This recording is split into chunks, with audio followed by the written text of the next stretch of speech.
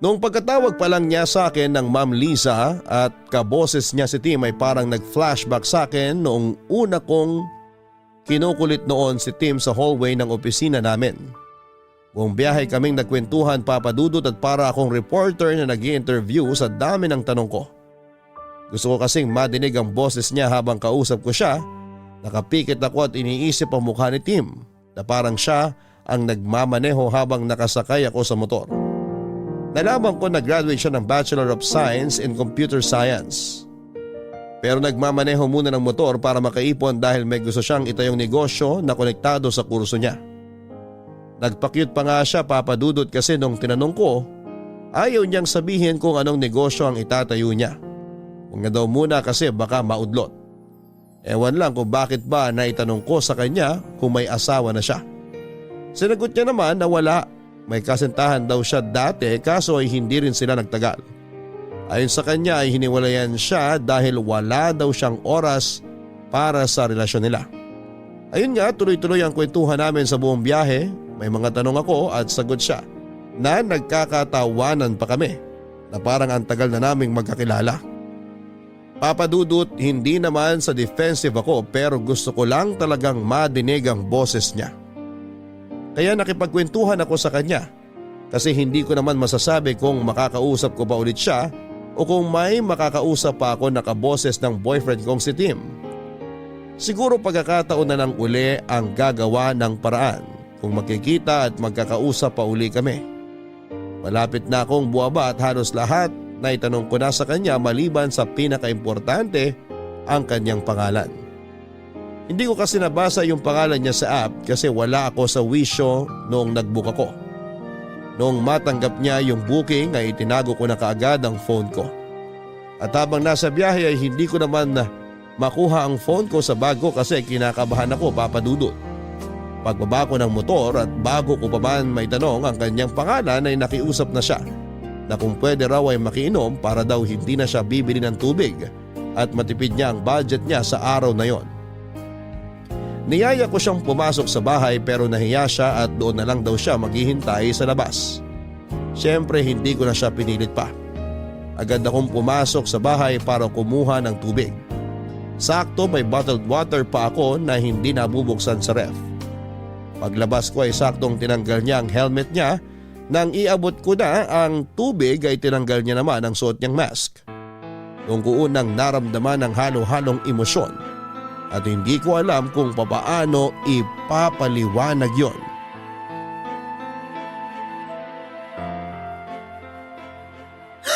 Tim?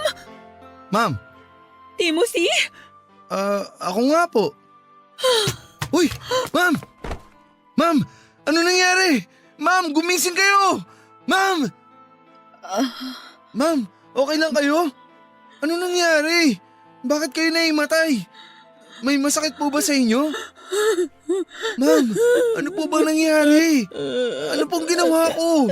Ma'am, relax lang po kayo ha. Eto po, uminom muna kayo ng tubig.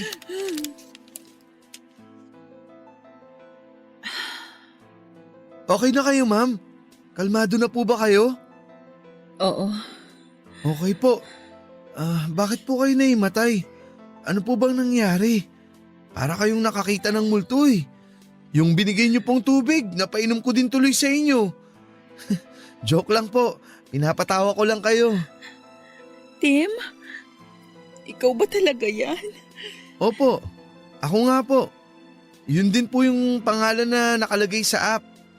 Bakit po parang ngayon nyo lang na-realize yung pangalan ko? Hindi ko tinignan ang pangalan mo sa app kanina. Sobrang lalim ng iniisip ko eh. Ang nakita ko lang yung numero ng plaka ng motor mo. Bakit po gulat na gulat kayo na Timothy ang pangalan ko? Paano nyo rin po nalaman na Tim ang nickname ko? Ay, huwag nyo na pong sagutin yung huling tanong. Obvious naman po kasi na kaya Tim dahil Timothy ako. Pasensya na po kayo ha. Pinapatawa ko lang kayo para ma-relax kayo.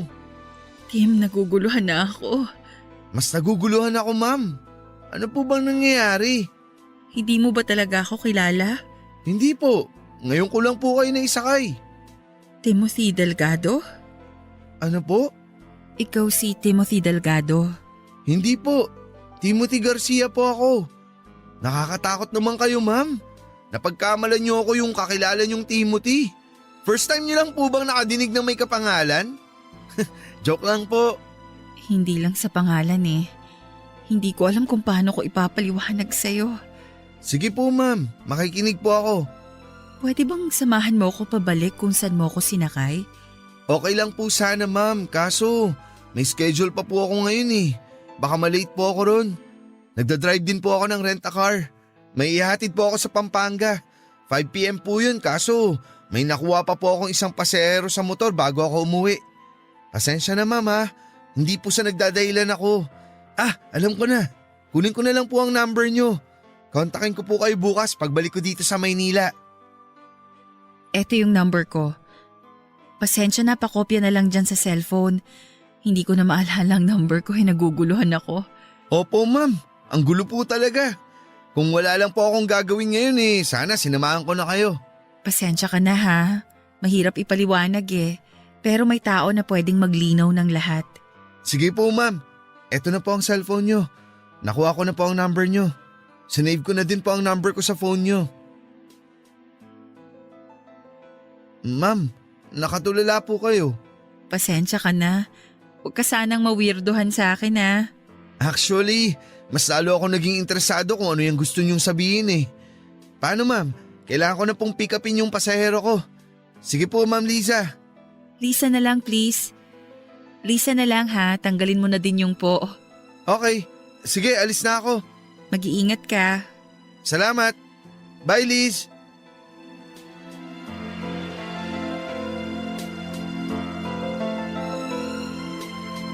Para akong binuhusan ng malamig na tubig nang tawagin niya akong Liz dahil yon ang gustong itawag sa akin noon ni Tim. Pero hindi ko siya pinayagan. Ang salitang mag-ingat ka na hindi ko nasabi kay Tim bago siya na aksidente ang nasabi ko sa taong ito na hindi ko alam kung kilala ko na o ngayon ko lang nakilala. Maniwala kayo sa hindi, ako mismo ay nagitla sa mga pangyayari. Mistulang eksenang hango sa isang pelikula ang pagkakita namin dalawa. Sadyang ayaw magpatalo ng utak ko at patuloy na iniisip nito na guni-guni ko lamang yung nangyari. Hindi totoo. Pero mali ako, mas totoo pa ito sa inaasahan ko. Gulong-gulo ako papadudot at kinabukasan ay tinignan ko ang aking telepono. Tinignan ko kung nandun ang numerong nilagay ng mahiwagang lalaking yon. Nandun nga papadudot. Ibig sabihin ay hindi pa naginip ang nangyari. Nahihiya akong tumawag kaya nag-text na lamang ako. Kinumusta ko siya at hinintay ko ang sagot niya. Pero hindi ito sumagot kaagad at ilang sandali ay biglang tumunog ang cellphone ko. Nag-reply na pala siya sa text. Humingi siya ng pasensya na natagalan siyang sumagot kasi kauuwi niya lang. Willing daw ito na pumunta kung papupuntahin ko. Kaya binigay ko ang address ni Nanay Alona at sinabing magkita kami doon ng tanghali. Matapos kong mag-ayos ay pinuntahan ko na si Nanay Alona. Nung una ay inalo ko muna siya at kinumusta saka ko tinanong kung may kapatid nga ba si Tim. Ganoon na lamang ang pagkabigla ni Nanay Alona sa tanong ko. Napaluha siya at ikinuwento sa akin ng isang lihim na ayaw na sana niyang maalala. Hindi na nakilala ni Tim ang kanyang ama dahil noong nagbuntis si Nanay Alona ay madalas na ang pagtatalo nila. Sa isang probinsya sa Visayas na katira noon si Nanay Alona, ang kanyang pag-aasawa ay isang arranged marriage kaya hindi maganda ang pagsasama nila. Pinantaan siya nito na matapos niyang ipanganak ang ipinagbubuntis ay kukunin niya ito at ilalayo. Pero bago pa man nakapanganak si Nanay Alona ay naghiwalay na sila hanggang dumating ang araw ng kanyang panganganak. Sa bahay siya nagsilang sa tulong ng kanyang kapatid at laking gulat ng kapatid niya nang makitang may isa pang sanggol. Kambalang pinanganak ni Nanay Alona. Napakasaya ni Nanay Alona at pinangalanan niya ang kambal na Timothy at Tomas. Hindi na nagparamdam ang kanyang asawa at naging maayos naman ang buhay ng mag-iina. Napabinyagan niya ang mga bata, malulusog ang mga ito. Ang unang taon ng kaarawan nila ay abala si Nanay Alona at kapatid niya sa paghahanda. Ang kapatid ni Nanay Alona ang gumagawa ng mga ginupit na letra para idikit sa pader. Nakadikit ang maligayang karawan Timothy at kulang pa ang mga nagawa kaya kasalukuyan niyang ginugupit ang ilang pangletra. Nabubuo naman ng salitang at Tomas. Nang utusan ni Nanay Alona ang kapatid na bumili ng gulay dahil kinulang ang sahog para sa pansit. Umalis ang kapatid bitbit si Timothy para pumunta sa palengke. Naiwan sa bahay sina Nanay Alona at Tomas. Nasa kuna si Tomas sa may sala nang balikan ni Nanay Alona ang niluluto. Nang biglang dumating ang asawa niya. Kinuha nito ang bata at itinakas. Sa bilis ng mga pangyayari ay hindi na malaya ni Nanay Alona na nakuha na pala si Tomas sa kuna. Wala na nang naabutan si Nanay Alona. Naguluhan siya at pilit na inintindihan nangyari kung paanong biglang nawala si Tomas sa kuna. Hinanap ni Nanay Alona si Tomas at sinubukan niyang lumabas ng bahay nang dumating ang isang nagmamadaling kapitbahay upang sabihin na kinuha ng dating asawa ang anak niya. Nadurog ang puso ni Nanay Alona ng panahon na yon.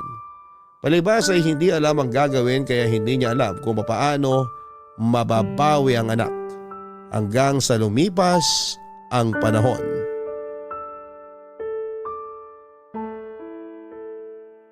Ilang taon kong dinamdam ang pangyayaring yon. Bakit mo ba biglang naitanong yan? Nay, may nakilala po ako. Kamukhang kamukha ni Tim. Hindi ako makapaniwala nung makaharap ko siya. Akala ko nagmumulto si Tim pero kausap ko siya at nahawakan ko. Ha? Diyos ko! Nay, huminahon kayo. Anak ko yun! Sigurado si Thomas yun! Magkamukha sila ni Tim nung bata pa sila, kaya hindi ako magkakamali. Siya yung nawawala kong anak! Nay, Tim din po ang pangalan niya. Pero iba po ang apelyido. Garcia po.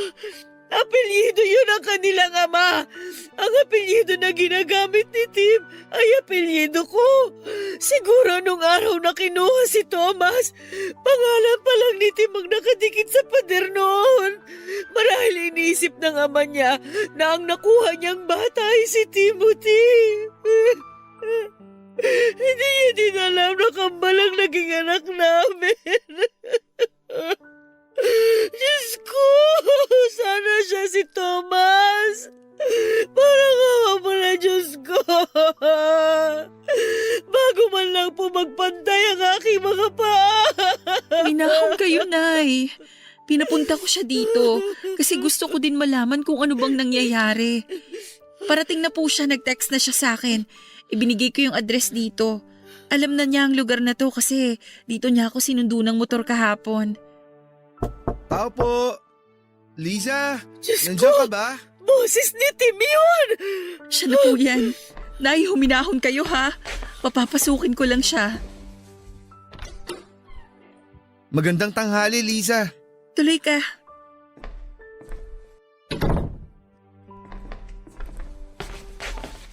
Ay, magandang tanghali po, Nay. Diyos ko! Anak ko! Po? Anak! Ako ang nanay mo! Kinuha ka sa akin ng tatay mo noong 1 taon ka pa lang! Ano po? Ikaw si Thomas! Kakambal mo si Timothy! Thomas ang totoo mong pangalan, anak! Naguguluhan po ako. Anak! Patawarin mo ako! Hindi kita naipaglaban!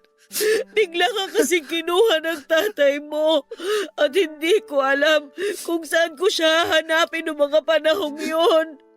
Pero kahit ganon, hindi ako tumigil sa paghahanap sa'yo. Alam na kakambal mo ang tungkol sa'yo. Ikinuwento ko ang nangyari, kaya siya man ay hinahanap ka rin. Pero wala kaming alam kung saan ka matatagpuan, anak ko. Kaya pala ang nakilala kong nanay, palaging sinasabi sa akin na hindi niya ako anak. Akala ko noon inampun lang nila ako.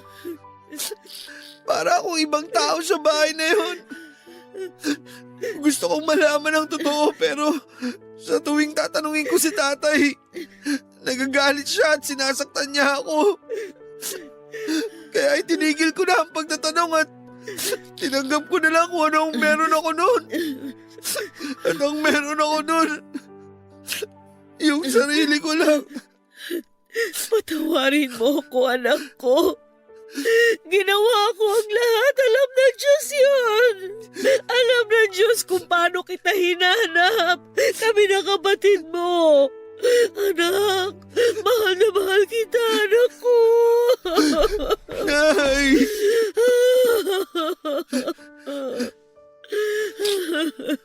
Salamat, Liza. Salamat din at pinigyan mo ako ng dahilan para makausad. Anong ibig mong sabihin? Saka ko na ipapaliwanag. Ang importante ngayon, nakita na kayo ng tunay na nanay mo. Nasaan na pala ang kapatid ko? Anak, wala na siya. Naaksidente siya sa motor nung 1 taon. Oh? Ay, oo nga pala. Nakalimutan ko. Nabanggit nga po pala yun ni Liza nung una kami nagkita. Huwag ka nang malungkot. Siguro, masaya na siya ngayon kasi nakita na kita sa wakas. Bukas kung wala kang gagawin, puntahan natin yung puntod niya. Sige, gusto kong pumunta doon. Salamat, Liza. Hindi na ako sasama bukas, ha? Magluluto ako ng pansit. Yun ang handa ninyo nung unang kaarawan nyo. Pero hindi mo na natikman. Gusto kong lutuin uli ang pansit na yun bilang muli natin pagsasama-sama. Dahil nabuhay muli ang kapatid mo dahil sa'yo. Hindi lang ikaw ang bumalik sa akin, anak. Pati si Timothy.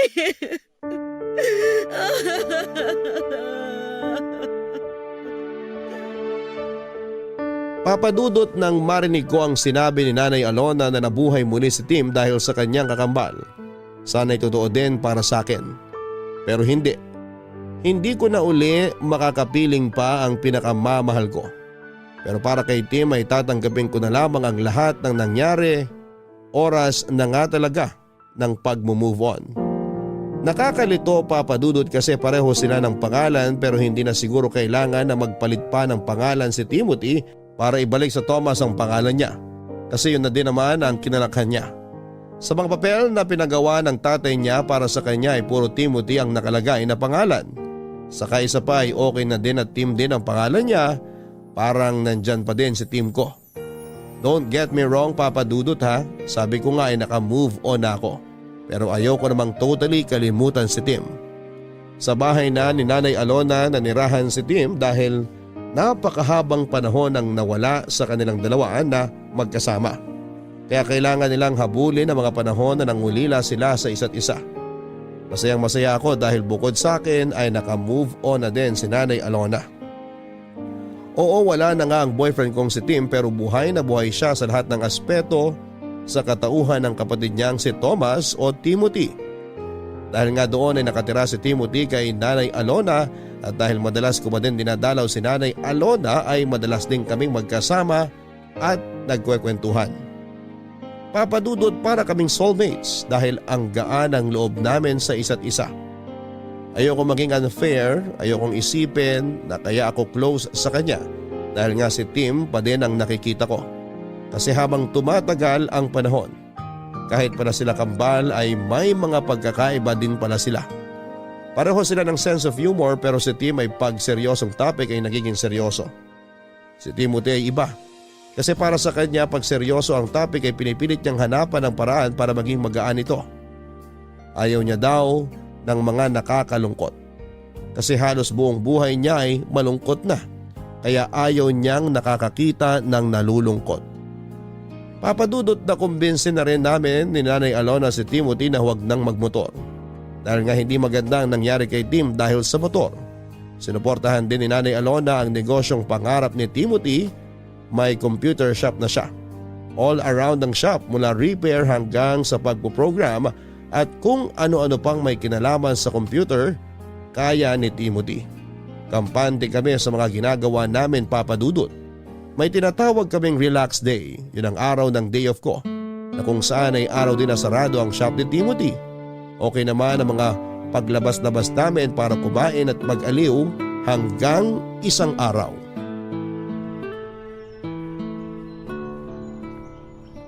Bakit ba paborito mong pumunta sa park na to? Alam mo, sa totoo lang, hindi ko rin alam. Baka naman may naaalala ka kapag nagpupunta ka dito. Wala naman. Para kasing napapanatag yung utak ko pag nandito ako. So nagpupunta ka dito mag-isa? Hindi. Ayoko namang isipin ng mga taong nakakakita sa akin na loner ako. Sino kasama mo? Iba-iba, mga kaibigan ko. Alam mo bang si Tim? Yung kakambal mong si Tim, gustong-gusto ring pumupunta sa park na to. Talaga? Bakit ganun? Anong bakit ganun? Ang liit lang naman itong park. Kung nagpupunta siya dito noon pa, bakit di kami nagkita kahit minsan? Mahiwaga talaga ang buhay eh. Siguro nga. Ikaw ba ang lagi niyang kasama dito? Minsan, pero di gaya mo, kaya niyang tumambay dito mag-isa. Mag-isa siya dito pag nagkakasamaan kami ng loob. Pagkagaling dito, makikipagkita na siya sa akin. Tapos ang saya na niya at patatawanin na naman ako. Weak ako kaya ayun, natatawa na lang ako tapos okay na kami. Napakabait pala ng kambal ko. Alam mo ba mula nung nalaman kong may kakambal ako at alam ko din na hindi ko na siya mayayakap? Alam mong ginagawa ko? Tumitingin ako sa salamin tapos niyayakap ko ang sarili ko. Ang weird pero ang cute. Alam mo ba, sa totoo lang, sa tuwing ginagawa ko yun, parang nararamdaman ko din na niyayakap niya ako. Pero, sinong mas gwapo sa amin ni Tim? Kahit magkamukhang magkamukha kayo, kung ako ang tatanungin kung sino ang mas gwapo, siya. Hindi naman ako magtatampo dun. Kasi dahil kambal kami kaya pakiramdam ko ako rin yung sinasabihan mong gwapo. Wala talagang ligtas sa'yo, no? Parehong-pareho kayo. Lahat ng hirit ng iba, lagi kayong may sagot. Speaking of sagot, dahil sinagot mo ang lunch kanina, sagot ko naman ang merienda ngayon. Kaya diyan ka lang, may bibilin ako. Yung sikat na Siopaw at pork siomay dun oh. Sandali lang ha.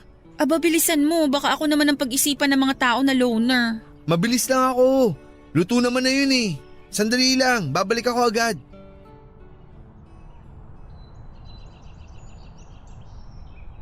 So, ikaw yung pinalit sa akin? Ha? Ako bang kausap mo, miss? Di pa ba obvious? Sa'yo ko nakatingin, diba? Natakot ako bigla eh. Baka kasi may nakikita ka na hindi ko nakikita. Pilosopo ka. Yan ba napulot mo kay Tim? Sandali, miss ha? Kasi medyo nakakagulat ka. Bigla ka nalang nagsasalita dyan. Hindi ka man lang nagpapakilala.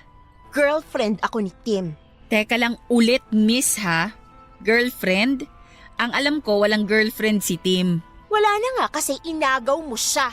Sandali nga. Writer ka ba? Ang dami mong naiisip eh. Sinong inagaw? Sinong nang agaw? FYI, miss ha, wala akong inaagaw. Teka. So ikaw pala yung ex ni Tim. Hindi pa official na ex. Ano pang kailangan para maging official? Pirma ng prinsipe ng Dubai? Pwes, sorry. Di niya mapipirmahan kasi busy siya. Ang lakas mo mang asar ha? Sandali nga. Bigla kang lalapit dito tapos may topic ka na agad? Ibig sabihin kanina ka pa nakikinig dyan? Anong nakikinig? Nadinig ko lang. Malaking diferensya nun. Nakikinig o narinig, pareho lang yon. Pinakinggan mo pa din. Tsaka sino ka ba? Hindi ka muna nagpakilala. Hindi na importante ang pangalan ko. Ang pinag-uusapan natin dito, yung pangaagaw mo. So ayaw mong sabihin ang pangalan mo? Huhulaan ko na lang. Dahil nakikinig ka sa usapan ng may usapan, I therefore conclude na ang pangalan mo, Marites. Kanina ka pa! Lorena! Oh, so Lorena palang pangalan mo. So, ngayon alam mo na. Anong ginagawa mo dito? Bakit? Sa inyo ba tong park para pagbawalan mo akong pumunta dito? Siya ba? Siya bang pinagpalit mo sa akin? Tumigil ka nga. Huwag kang mag-eskandalo dito. Nakakayayang ginagawa mo. Si Liza to. Kaibigan ko siya. O paano? Maiwan ko na kayo ha. Pag-usapan niyo yung problema niyo. Huwag niyo na akong idamay. Liza, sandali! Saan ka pupunta? Kinakausap pa kita! Huwag ka nga maingay. Nakakahiya. Halika na. Ihatid na kita. Doon na tayo mag-usap sa inyo. Iniwan ko silang dalawa, Papa Dudut, at hindi ko alam kung dahil ba sa ayaw kong madamay sa gulo nila o dahil noong sabihin ni Timothy na magkaibigan lamang kami. Hindi ko alam kung ano yung nararamdaman ko noon doon ko na-realize na nahuhulog na pala ang loob ko kay Timothy. Pero hindi po pwede. Pinilit kong tanggalin yung pakiramdam sa isipan ko. Kaya yon, dumalang na ang pagpunta ko sa bahay nila ni Nanay Alona. Kung pupunta man ako ay kakapustahin ko lamang si Nanay Alona at saka aalis na kaagad ako. Hindi na rin ako sumasama sa mga imbitasyon ni Timothy. Bisi-bisihan ako lagi, Papa Dudut. Natatakot kasi ako.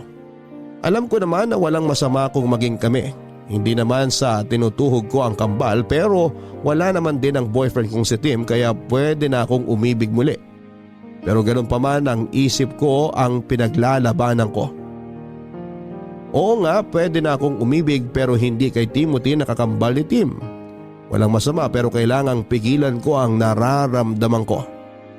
May hangganan talaga ang lahat ng bagay, Papa Dudut. Dumating ang panahon na kailangan nang magtapos ang pagkakaibigan namin ni Timothy. Dumating na rin ang dikta ng aking damdamin na kailangan ko nang mag-asawa at umusad na sa buhay, Papa Dudut. Yung trahe de boda ko na pinatahi noon ay hindi na din naman nasayang. Dahil yun na rin ang isinuot ko nitong kinasal ako. Bagamat alam ng aking mapapangasawa ang story ng damit na yon ay masaya naman siyang pumayag na yon ang suotin ko.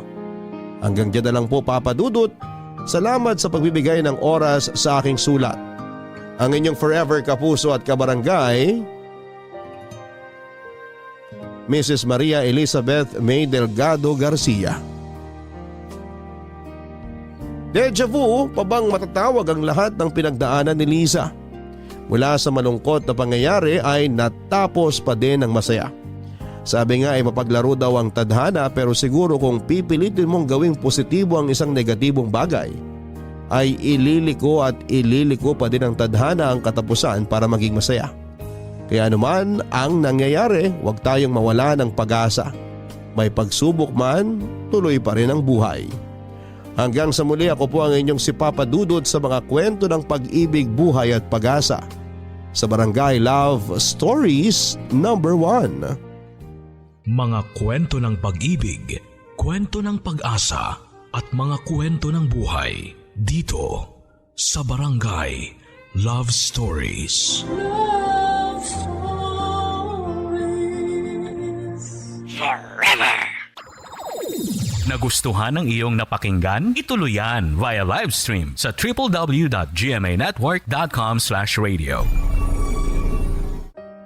Kabarangay, i-share mo ang iyong barangay love stories. Sabay-sabay nating pakinggan ang iyong kwento ng pag-ibig, buhay at pag-asa. Ipadala lang sa barangaylovestories@yahoo.com.